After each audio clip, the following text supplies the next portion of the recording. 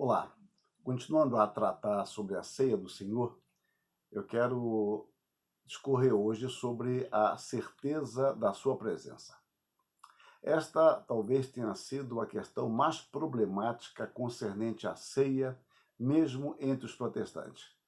Antes de adentrarmos propriamente o assunto teológico, passemos, ainda que rapidamente, pela questão epistemológica.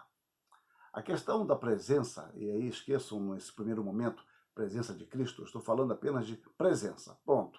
A presença pode ser observada, pelo menos, a partir de dois critérios.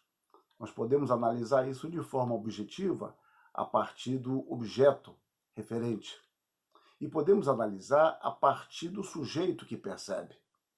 Decorrentemente, a presença não indica necessariamente proximidade ou distância, nem se opõe uma à outra. Ilustremos isso. Por eu não perceber o sol à noite e percebê-lo ao dia, não significa que ele esteja mais distante à noite e mais próximo durante o dia.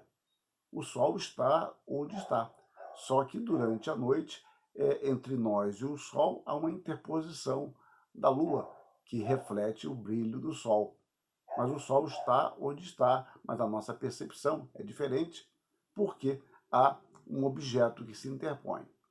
Um outro aspecto é que a luz que incide com a mesma intensidade nos olhos daquele que tem o seu nervo óptico funcionando adequadamente, bem como sobre aquele que não tem, gera sensações diferentes. O primeiro percebe com maior intensidade a luz do que o segundo, este de forma gradual, conforme o seu nível de atrofia. Em ambos os exemplos, nós responderíamos conforme perceberíamos ou não os estímulos. No entanto, a verdade, sendo o que é, continuaria como tal. Portanto, não há dúvida quanto à presença de Cristo no sacramento da ceia. A questão é como ele está presente. Para os católicos e luteranos, a despeito de diferenças entre si, a presença de Cristo é física no pão e no vinho. A Confissão de Augsburgo, escrita por Melanchthon com a aquiescência de Lutero, no artigo 10, diz o seguinte: da ceia do Senhor se ensina que o verdadeiro corpo e o verdadeiro sangue de Cristo estão verdadeiramente presentes na ceia sob a espécie do pão e do vinho, e são nela distribuídos e recebidos. Por isso também se rejeita a doutrina contrária. Para nós reformados, ele está presente, não estando fisicamente associado aos sinais. Nós não nos alimentamos fisicamente de Cristo. E se o fizéssemos, qual a vantagem, qual o proveito disso? A ceia nos fala de algo espiritual. Ainda que a natureza humana de Cristo não possa estar em toda parte, por meio de sua natureza divina, ele se faz presente como representante do Cristo encarnado, do qual a natureza divina, infinita e onipresente, jamais esteve separada. Um outro aspecto é que a ceia é um memorial. Ela não é um tratado sobre o morto. Ela não comete um sacrifício repetitivo. A ceia é um memorial. Ele, Jesus Cristo, não é morto outra vez. Ou seja, houve um fato histórico e nós recapitulamos esse fato histórico conforme já tratamos. E lá em Lucas 22, 19, nós lemos: e tomando um pão, tendo dado graças, o partiu e lhes deu, dizendo: isto é meu corpo oferecido por vós, fazei isto em memória de mim.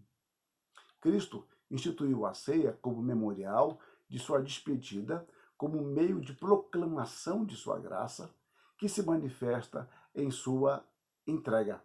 Como diz o teólogo suíço Francis Turrentini, só se tem memória das coisas ausentes e passadas, não daquelas presentes.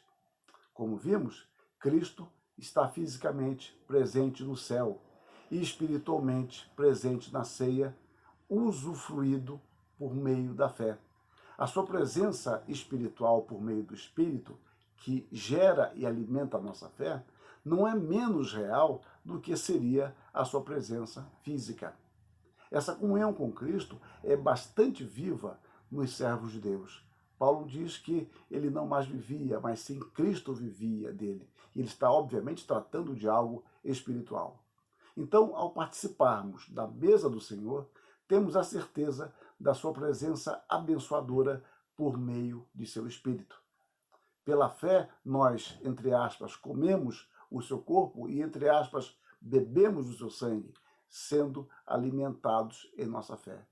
Jesus nos diz: tomai e comei, isto é o meu corpo. A seguir tomou um cálice e, tendo dado graças, o deu aos discípulos, dizendo: bebei dele todos. Mateus 26, 26 e 27. Durante o seu ministério terreno, Jesus dissera: porque onde estiverem 2 ou 3 reunidos em meu nome, ali estou no meio deles. Obviamente ele está falando de algo espiritual, embora ele fisicamente diga isso, ele fala de uma presença real, mas uma presença real espiritual. Então, participar da ceia significa declarar publicamente a certeza da presença de Deus em nós por intermédio do Espírito de seu Filho. A Santa Ceia assume, deste modo, o sentido de manifesto de companhia.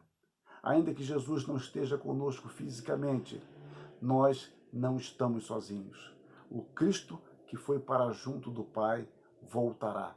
Agora ele habita em nós e em sua igreja pelo Espírito. Ele, de fato, não nos deixou órfãos, ele não nos deixou abandonados. Portanto, participar da ceia significa declarar publicamente a certeza da presença de Deus em nós por intermédio do Espírito de seu Filho. Vejam, meus irmãos, a relevância da ceia. Quantos aspectos são envolvidos ali. Nós não estamos sozinhos. O Senhor continua cuidando de nós. O Filho foi para junto do Pai e nos envia o Espírito que procede do Pai e do Filho.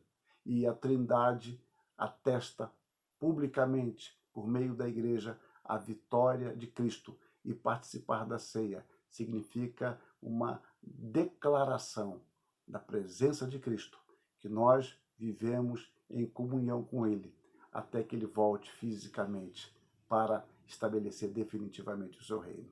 Que Deus nos abençoe e nos alegre nesta certeza. Amém.